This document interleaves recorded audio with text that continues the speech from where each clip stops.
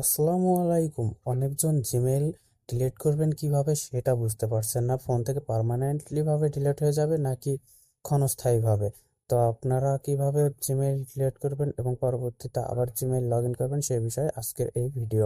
তো Gmail log in করার জন্য সর্বপ্রথম গুগলের এখান থেকে দেখে নেবেন আপনারা কোন জিমেইলটি ডিলিট করবেন। তো আমি প্রোফাইল থেকে দেখে নিচ্ছি যে আমি শেষের একটা জিমেইল আমি ডিলিট করে দেব।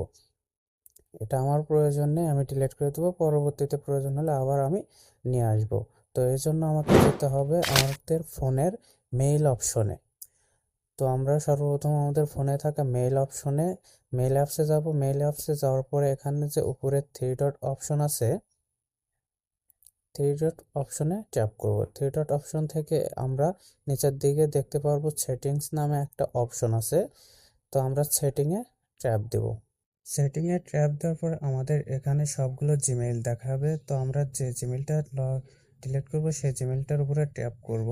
তো জিমেইলটার উপর ট্যাপ করার পর এই হোম পেজে নিয়ে আসবে। তো এখান থেকে আমরা থ্রি ডটে ট্যাপ করব। থ্রি ডটে ট্যাপ করার পর ম্যানেজ অ্যাকাউন্ট নামে এটার উপরে ট্যাপ করব। এখানে গুগলের লোগো এবং গুগল লেখা, এটার উপরে ট্যাপ করব।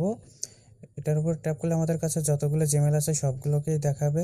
তো আমরা যেটা ডিলিট করতে চাই সেটার উপরে ট্যাপ করে দেব। এখান থেকে আমরা থ্রি ডটের উপর ট্যাপ করে রিমুভ অ্যাকাউন্ট এটার উপরে ট্যাপ করে দেব।